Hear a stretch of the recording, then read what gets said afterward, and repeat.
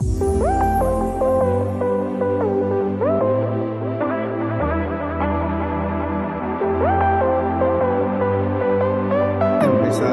entonces nuestro compartir eh, sobre el tema que nos corresponde hoy, que es un tema que nos apasiona.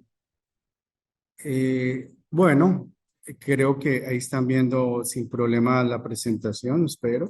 Gracias, Beatricita, por tu diligencia y tu facilitación. Entonces, bueno, tenemos Transformados por el Pacto. Este es el logo, es un movimiento radical de transformación para la iglesia, que comienza en el matrimonio, en la familia. Y allí ese corazoncito representa la pareja matrimonial y lo que tenemos que hacer todos como cristianos es reflejar al Señor. Así es. Hablamos primeramente de la familia. La pastora Milagros Aguayo, una mujer preciosa que el Señor ha levantado en la defensa de la vida y la familia en nuestro continente, dice, junto con su esposo, que la familia debe ser el lugar más seguro del ser humano, que Dios lo ha diseñado para ser el lugar más seguro del ser humano. Allí es donde aprendemos, bien o mal, a relacionarnos con los demás. Por eso vamos un poco a ver nuestra historia, porque es allí donde tenemos que estar atentos. Dice alguien que no conoce su historia, está condenado a repetirla. Entonces vamos a ver un poco la historia, pero por supuesto, en la primera aplicación, como seres relacionales, como lo que Dios creó en nosotros, que es en la familia. Transformados por el Pacto es parte de Semilla, la organización fundada por el profesor José González, del que le hablaremos ahora. Si ustedes quieren ir tenemos dos páginas web, la de Transformados por el Pacto, que es esta que ven ahí, y la de semilla.org. Entonces, en el caso de los correos electrónicos, pueden escribir a contacto@transformadosporelpacto.org, y en el caso de semilla.org pueden escribirnos a nestor@semilla.org. Nestor@semilla.org o contacto@transformadosporelpacto.org. Y queríamos presentarles entre varios recursos que vamos a presentarles, pues es importante mencionar el libro, este libro que tiene este árbol, que tiene algunas raíces que están dañadas, están podridas, y esas raíces también afectan el resto del árbol, pero otro lado del árbol es frondoso. Este libro del profesor José González lo pueden conseguir por internet en estos sitios que les hemos dado, o dependiendo del país lo pueden tener físicamente. Entonces, hoy estamos hablando de machismo y matriarcado, raíces tóxicas que marchitan la cultura latinoamericana y que también impactan nuestra iglesia y contradicen nuestra condición como hijos de Dios. Les dicen de nosotros, cuando nosotros tenemos estas toxinas que no hemos tratado y que por haberlas aprendido desde la niñez nos parecieron normales, estas conductas atentan definitivamente contra lo que el Señor quiere en nosotros. Hemos levantado una cultura que ha sido instaurada sobre unas columnas de mentiras y de toxinas como estas, y que definitivamente van en contra de lo que Dios quiere. Los primeros versículos que definitivamente hablan sobre estas condiciones y estas toxinas, pues tenemos que en la caída, en Génesis 3, Dios le dice a la mujer que su marido la va a querer dominar. Recuerden que dice, a la mujer le dijo, desearás a tu marido y él te dominará. Entonces, claro, siempre decimos esto, porque cuando yo leo, desearás a tu marido y él te dominará, siempre me imagino a Sandrita correteándome por diferentes lugares de la casa para atraparme y usarme para su deseo. Pero definitivamente eso no es. Y el profesor, un teólogo, le dijo que definitivamente la mejor explicación para lo que pasaba en Génesis 3:16 estaba en Génesis 4:7, donde Dios le dice a Caín que el pecado lo va a querer dominar. Entonces Jehová dijo a Caín, pero si no lo haces, el pecado está listo para dominarte. Sin embargo, su deseo lo llevará a ti y tú lo dominarás. Cuando vamos al hebreo, realmente es un deseo de dominar. Entonces, lo más importante que tenemos que decir aquí es que la gran tragedia no es que Dios haya maldecido al hombre, pero la gran tragedia es que el hombre va a querer dominar a la mujer, pero a su vez la mujer va a querer dominar al hombre. Es una lucha de poderes lo que vemos a partir de esto que el Señor estableció como consecuencia de la caída. Ok, vamos a seguir entonces. Entonces, de allí vemos que entonces en todo el mundo, pues vemos que hay estas consecuencias del pecado, hay machismo y matriarcado, pero en nuestra cultura latinoamericana hay unos rasgos muy característicos, muy particulares, que hacen que, por ejemplo, la palabra machismo no tenga traducción en ningún idioma, sino que en todo lugar utiliza nuestra palabra en español, machismo. Si no hay una traducción a otro idioma. ¿Dónde se originó en nuestra Hispanoamérica todo esto? Bueno, hay un encuentro de dos cosmovisiones. Déjame oculto esto aquí. Ya, un encuentro de dos mundos, un encuentro de dos cosmovisiones, y que era la cosmovisión que traían los nativos y la cosmovisión de los españoles. Sí. Cosmovisión es la manera como vemos el mundo. Es los anteojos que nos hemos puesto a través de la crianza, de las tradiciones donde nacemos, etcétera, donde nosotros podemos interpretar el mundo y de esa misma manera tomamos decisiones. Así es. Entonces, son choques de dos cosmovisiones, de dos mundos, de dos maneras de ver las cosas, pero también de actuar. Como dice Sandrita, estos lentes que son la manera como vemos las cosas, impactan la manera como vivimos. Y definitivamente estos lentes que tenemos, que hemos traído de estos ancestros, también afectan nuestra manera de leer la palabra de Dios. Y también afecta nuestra manera de vivir la palabra de Dios. Entonces, nos hemos adaptado a condiciones de pecado simplemente porque no nos cuesta obedecer cosas que la palabra son claras, pero que contradicen la manera como hemos vivido en nuestros hogares. Así es. Y estamos justamente en este convocatoria de COICOM, donde estamos rodeados de comunicadores.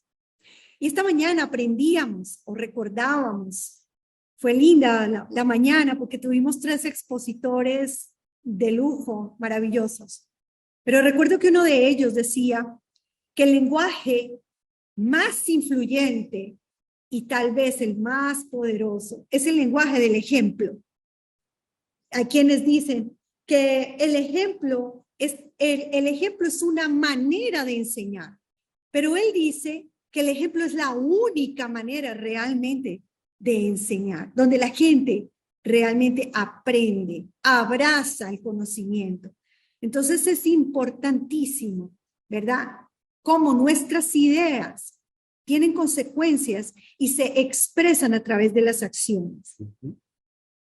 Entonces, en este choque de estos dos mundos, de estas dos cosmovisiones, vemos, por ejemplo, que las indígenas fueron maltratadas y despreciadas. Los hombres españoles llegaron sin sus esposas a estas tierras. Entonces, llevaron muchos días, muchos meses. Ellos tenían la idea de que los hombres no se podían contener.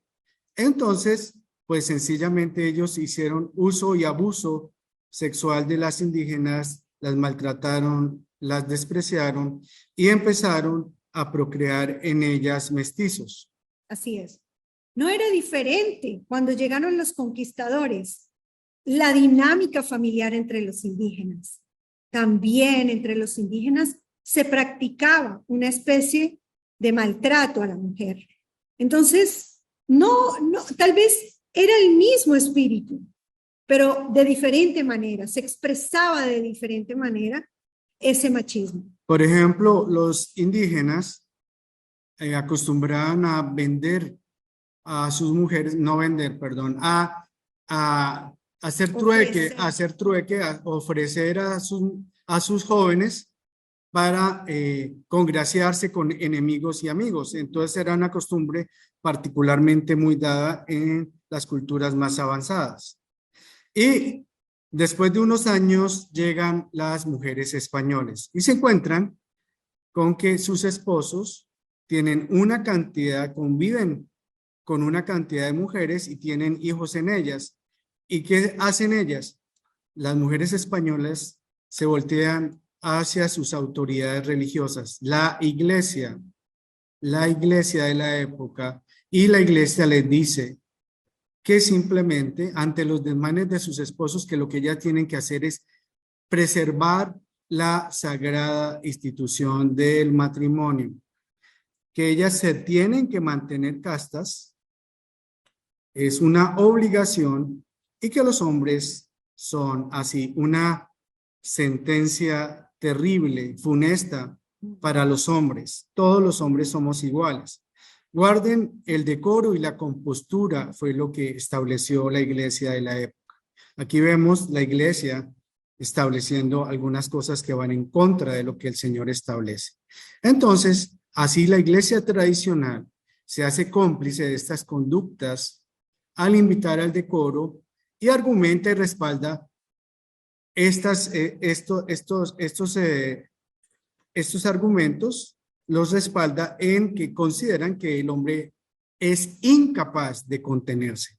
Y esta gran mentira ha dado origen a las casas de cita, a los prostíbulos, a la casa chica, que es favorecer el tener un segundo o tercer hogar paralelo al lugar que ha sido producto del pacto que se ha hecho con el Señor. Y así comenzamos a ver desde la historia los comienzos de reglas diferentes para hombres, reglas diferentes para las mujeres.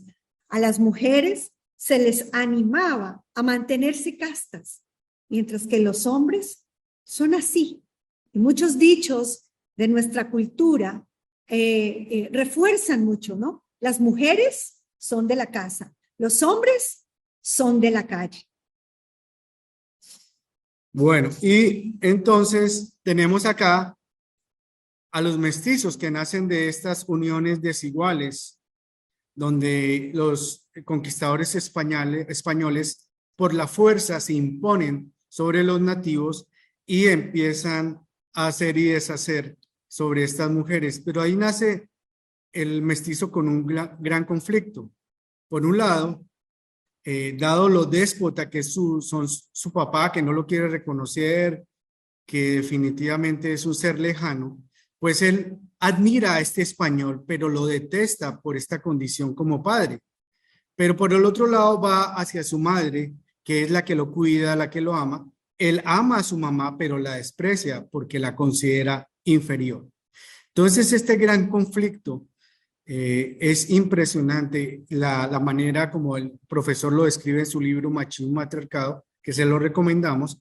Esta condición hace que definitivamente nuestros hogares, cuna, los hogares fundacionales de nuestra Iberoamérica sean de este estilo, un absoluto amor por la mamá, y los padres son figuras decorativas de nuestros hogares.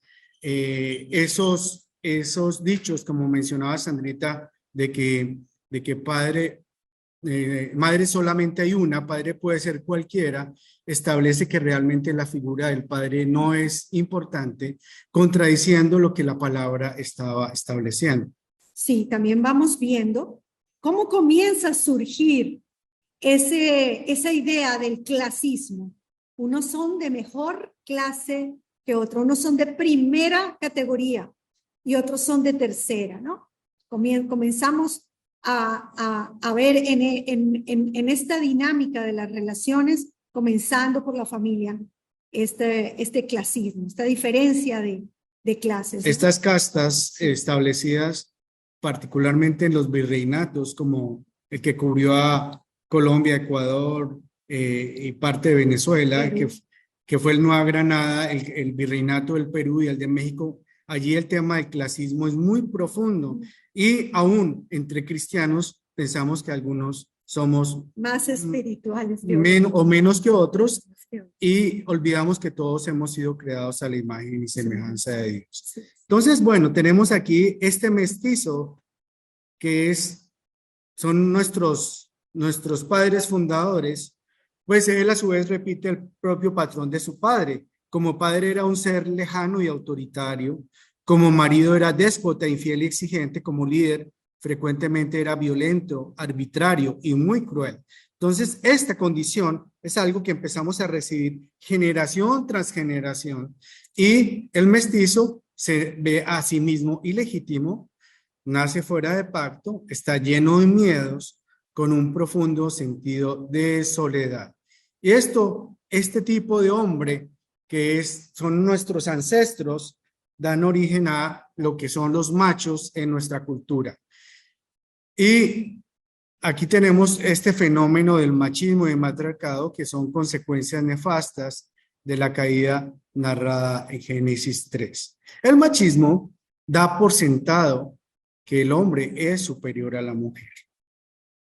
Y cualquier manifestación en donde un hombre se sienta superior a una mujer, en cualquier institución, incluyendo la iglesia, donde se dé por sentado eso, es una forma de machismo.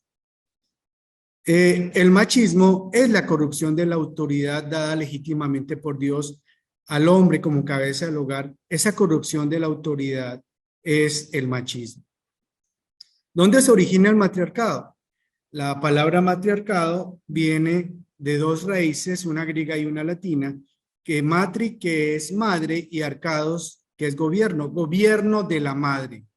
Entonces recuerden, machismo es la creencia de que el hombre es superior a la mujer y el matriarcado es el gobierno de la madre. ¿Dónde se origina?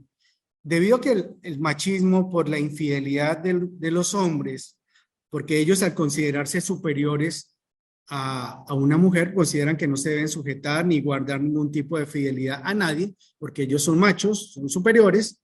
Esta infidelidad los lleva a abandonar sus hogares primeros, sus hogares fundamentales, y la mujer se siente rechazada por sus esposos. ¿Qué pasa? Con este fenómeno, el machismo fomenta que la madre se refugie emocionalmente en sus hijos. Ella busca el amor que no recibió de su esposo, ella empieza a buscarlo, a tratar de refugiarse en sus hijos y a gobernar su hogar. Desde luego, al tener un hombre infiel como esposo, un hombre que absolutamente no está cumpliendo ningún papel, una figura decorativa, entonces ella asume el hogar porque ella dice, no, mi hogar tiene que salir adelante y ella decide tomarlo. Crea a los hijos para ella y los manipula para protegerse. Sí que el matriarcado es la respuesta al machismo. Sin embargo, el machismo y el matriarcado son como hermanos gemelos, se alimentan mutuamente. Y muchas veces pensamos que en el hecho de que en un hogar no haya un hombre, porque se levantaron los hijos de tal manera que no ven una figura de un padre, no han visto una figura de un hombre que maltrate a su mamá. Su mamá tiene ya de por sí en su ADN relacional el generar machos. Aquí lo vemos que el machismo fomenta el matriarcado y el matriarcado a su vez fomenta el machismo, como lo dice Sandrita, porque crea hombres débiles que a su vez son déspotas e inútiles. Entonces, curiosamente, las mujeres que han sido víctimas del machismo, las madres son las que fomentan el el machismo en sus hijos y en sus hijas levantan mujeres fuertes, pero frustradas y designadas al considerar ese trato desigual de las que están siendo víctimas por parte de sus propias madres. Sí, hay quien dice que el machismo se escribe con M de mamá. El machismo y el matriarcado se retroalimentan mutuamente. Entonces es tremendo porque las mujeres tenemos una influencia increíble. Dios ha diseñado en nosotras el poder influir en nuestros hijos, el tener ese liderazgo de influencia sobre nuestros hijos. Pero hemos trastornado el diseño de Dios cuando practicamos estas toxinas culturales. Realmente desdibujamos el diseño de Dios para el hombre, para la mujer, para los hijos. Alteramos el orden de Dios. Así que el matriarcado como respuesta puede generar aún más un sentido machista en la cultura. Por ejemplo, para entender el tema, el desdibujar el diseño de Dios, la maternidad es algo precioso, pero cuando empiezas a crearlos, a criar a tus hijos para ti y los manipulas para utilizando tu amor y dado que ellos empiezan a tener una lealtad hacia ti por ser la mamá, por ser realmente la persona que está presente en el hogar, porque usualmente el papá está lejos, no en todos los casos, pero cuando está lejos, entonces ya ella utiliza ese poder que le ha dado el amor, lo utiliza para manipularlos y para protegerse y para perpetuar el cuidado de ellos sobre ella. Ella teme a que como se quedó sola va a quedar absolutamente abandonada, entonces manipula para que sus hijos la acompañen hasta la muerte, la cuiden, la protejan. Entonces es un tema muy complicado, el tema de la manipulación. Una paradoja, madres que sufren el machismo de sus esposos, pero crían machos en sus hogares. Una paradoja muy interesante. Y el matriarcado. Perdón, Esticor, es interesante entender esto también. Y es que el macho entiende como verdadero amor el amor de la madre. No el amor de la esposa, sino el amor de la madre. Más bien, para él, el expresar amor es a través de la relación sexual, como un desahogo, realmente, no como un mecanismo de unirse a su mujer, sino como un mecanismo de desahogo. Pero entiende que su madre es el amor más puro, más limpio, más leal, etcétera, ¿no? Es interesante esta dinámica del machismo y del matriarcado. Entre las cosas que ocurren con el machismo es que a los hombres no se les permite tener sentimientos, se consideran signos de debilidad. La debilidad, el llanto, el tener sentimiento es cosa de mujeres. Y eso se cree en el machismo. Inclusive el tema de la religión se ha también divulgado como un tema de mujeres y toda la cuestión. Entonces es muy complicado el manejo que se da a los sentimientos, pero nosotros como hombres desde luego que tenemos sentimientos, pero al impedírsenos expresarlos, lo que están haciendo es deformando los sentimientos en nosotros. Esos dichos como los hombres no lloran, ¿no? No te portes como una nena cuando un niño tiene una necesidad y quiere mostrar su vulnerabilidad. No puede porque es parte del código del macho no mostrar su debilidad. Entonces, todo comienza en el hogar. Aquí vemos estas manos maternas manipulando por un lado al esposo, por el otro lado a la hija.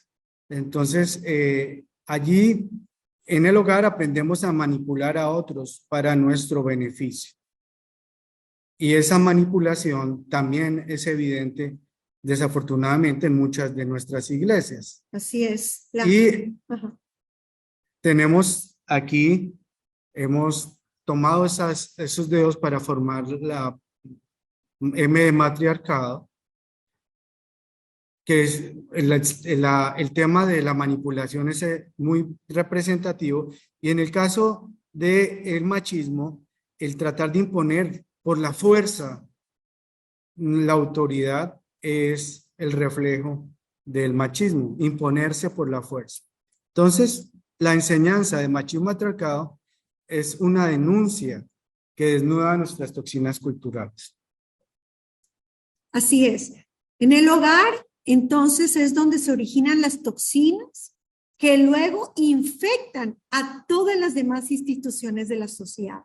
Es increíble, porque es desde el hogar donde nosotros comenzamos a aprender el sentido de la justicia, de la autoridad, del amor. Y en ese sentido, pues impactamos los lugares donde vayamos a trabajar, donde nos relacionemos. Primero, formando nuevos hogares en nuestro matrimonio. Vamos a venir a implantar lo que hemos visto en nuestro hogar, porque así se hizo. Entonces debe ser bueno. Entonces esa es la forma de hacerse, ¿no? Necesitamos cambiar nuestra manera de pensar. Levantamos familias disfuncionales, que luego, al servicio de la comunidad, no somos eficientes, y mucho se explica la miseria de nuestros países, la pobreza de nuestros países, la corrupción en nuestros países. Y por supuesto, la iglesia no escapa a estas toxinas de la cultura. Estos círculos concéntricos normalmente los utilizamos cuando estamos hablando de el avance del reino de Dios. El reino de Dios avanza de adentro hacia afuera. Empieza conmigo. Después va con mi matrimonio, con mi familia, con mi iglesia, mi comunidad de fe, con mi vocación, en la profesión donde me desenvuelvo. Después sigue con las esferas de la sociedad, la nación y la América hispana. Pero si la contaminación, la toxicidad que tenemos en nuestra cultura, así también avanza en el caso de la sociedad, como lo dice Sandrita. Empezamos en el individuo, seguimos con el matrimonio, va a la familia y afecta todo el resto de las esferas. Nos hemos preguntado muchas veces con Néstor, ¿por qué no impactamos como cristianos, como iglesia, entendiendo que la iglesia es un órgano vivo, que es un movimiento que Dios lo diseñó para ir a bendecir las familias de la tierra? Y realmente nos hemos dado cuenta que no somos efectivos porque desde nuestro hogar hemos aprendido a una manera, una dinámica de organización en el hogar, el orden del hogar, las asignaciones que Dios nos ha hecho como mujeres, como hombres, esa a veces incapacidad de entender cuál es el don y el talento que Dios le ha dado a nuestros hijos, porque estamos atareados con tantas cosas, no nos dejan ser de impacto en la sociedad, y pasa en la iglesia. Desde el hogar se contagia a todas las demás instituciones de la sociedad. Y muchas veces en nuestra iglesia queremos ir a llevarles amor a los niños del África, y eso no está mal. Pero es importante empezar por darle el amor a nuestras esposas, a nuestros hijos, a nuestros esposos. Ese es nuestro primer campo misionero. Así es. En Colombia, por ejemplo, 1 de cada 5 colombianos es evangélico creyente. Cristiano evangélico. Cristiano evangélico. Sin embargo, no llegamos a un 10%. Y tenemos unas megas iglesias, tenemos iglesias muy grandes en anchura, pero tal vez hemos fallado en profundizar, en discipular a la iglesia. Si no discipulamos la iglesia, nos queda muy complicado discipular las naciones, que es finalmente el mandato cultural. El ejemplo de Colombia es que no somos de influencia, a pesar de tener 1 de cada 5 colombianos en teoría cristiano evangélico, realmente nuestro nivel de influencia está siendo bajo. ¿Qué están estas toxinas presentes en nuestra iglesia? Desde luego que en este tiempo que tenemos en COICON es corto para poder tocar todos estos temas, pero aquí enumeramos algunas de las conductas tóxicas que pueden ser originadas en el machismo. Violencia intrafamiliar. Violencia intrafamiliar. Hay un estudio muy interesante que lo tenemos para Ecuador, para Bolivia y para el Perú, en donde curiosamente COICOM está hablando de la iglesia hacia afuera de las 4 paredes, ¿no?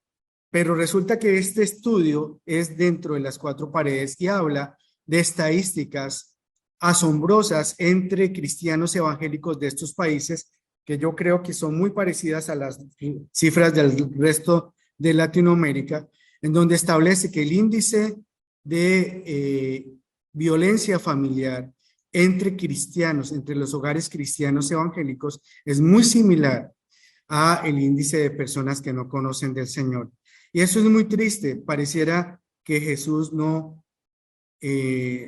tuviera ninguna diferencia.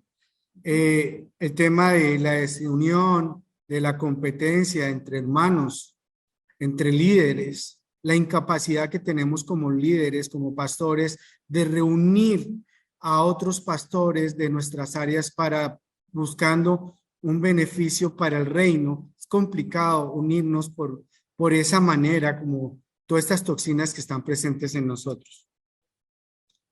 Una dificultad para trabajar en equipo. ¿Cómo nos cuesta trabajar en equipo? Queremos hacerlo todo por nuestra cuenta. No entendemos que en el reino de Dios todos tenemos talentos preciosos y cada uno diferente de otro. El tema del decoro, de la doble moral, es más importante aparentar que ser. Puede ser que nuestro hogar esté cayéndose a pedacitos, pero no nos permitimos el poder abrir nuestro corazón a otros para que nos ayuden de ninguna manera. ¿Cómo se le ocurre si yo soy el líder de la iglesia o llevo tantos años en el cristianismo? Y eso lo recibimos desde de tiempos de bastantes años atrás. Dificultad para rendir cuentas a otros. Normalmente todo cristiano debería tener una persona de su mismo sexo, las mujeres, mujeres, los hombres, a quien puedan abrirle su corazón y contarle lo que está pasando, porque todos finalmente hemos sido impactados por el pecado. Y se habla mucho internamente cuando hacemos los discipulados con pastores y líderes acompañándolos en este proceso, lo importante que es la rendición de cuentas, y tiene que ver mucho con sujetarnos unos a otros. Cuando nosotros confesamos nuestros pecados a Dios, somos sanados, somos salvos, pero somos limpios por el Señor. Pero cuando confesamos nuestros pecados a otros, increíblemente recibimos sanidad. Entonces, es importante que nosotros entendamos la gran necesidad que tenemos como hijos de Dios de poder levantar esta cultura de rendición de cuentas. El uso del poder o de la amistad para lograr objetivos personales. Estamos hablando de toxinas, cómo se manifiestan estas toxinas o se pueden manifestar en algunas de nuestras iglesias. Dificultad para mostrarnos vulnerables, lo que decía de que no se nos permite mostrar que tenemos sentimientos, y mostrarnos vulnerables es súper complicado. Sí, esta mañana también me impactó una frase de un hermano expositor que decía: que nos conectamos mejor con la gente, como líderes, como pastores, que la gente se identifica más con nuestras cicatrices que con nuestros trofeos. Pero no hemos entendido tal vez la importancia de hablar de lo que padecemos, de que tenemos luchas, de que estamos siendo procesados por el Señor y que realmente Él llega a perfeccionarnos y cuando eso está listo, somos promovidos al cielo. Entonces, nos cuesta mucho pensar que estamos en ese proceso de santificación. Tal vez hemos pensado más en la salvación, pero nos hemos olvidado o no hemos afianzado más el mensaje completo de santificación, de qué significa, Señor, haz aquí en la tierra como has hecho en el cielo. No es otra cosa que traer el reino de Dios a la tierra. Bueno, ya está en nuestra última lámina para darle paso a Beatricita. Tenemos el libro Machismo y Matriarcado, que también lo tenemos en inglés, donde se tratan estos temas en profundidad. Tenemos un curso para matrimonios, es un curso para grupos pequeños de la iglesia, se llama Transformados por el Pacto, viene con una presentación con un DVD. Y la idea es que un matrimonio facilitador sin mayor preparación en el tema de machismo y matriarcado pudiera llevarlo en sus iglesias. Hay unas 13 videos hermosamente ilustrados por unos hermanos de Cuba que ustedes pueden ver allí tratándose estos temas porque ya a la gente le cuesta leer, entonces a veces los videos son una tremenda herramienta para escuchar. Tenemos discipulados de transformación matrimonial. Normalmente lo hacemos con pastores y líderes, pero cualquier persona pudiera llegar a participar si tuviera un buen tiempo en el Señor y quisiera deshacerse de estas toxinas culturales. Tenemos discipulados que no están mencionados acá. Tenemos discipulados para madres solas y para jóvenes. Lo único que pedimos en esos discipulados es que haya ya una trayectoria en el Evangelio. Sí, aquí están abajo, discipulado de transformación personal para jóvenes, para madres solas, para que puedan identificar esas toxinas. Hacemos retiros matrimoniales de 1, 2 o 3 días. Tenemos conferencias donde profundizamos este tema. Tal vez la herramienta que mejor el Señor nos ha provisto para desarrollar estos temas son los discipulados. Se los recomendamos. Ahí están los teléfonos. Está el teléfono mío, que en Colombia es el primero. Está el teléfono del pastor Abimael Borbolla y su esposa Rosy, que son compañeros de nuestro ministerio. Los pastores, el segundo teléfono es de México y el tercero es de los pastores Daniel y Pili Saavedra, que están en los Estados Unidos. Con cualquiera de nosotros se pueden comunicar. Ahí está el correo electrónico contacto@transformadosporelpacto.org o si quieren el mío, nestor@semilla.org. Y aquí, en este punto, querida Beatricita, te dejamos la audiencia para ti.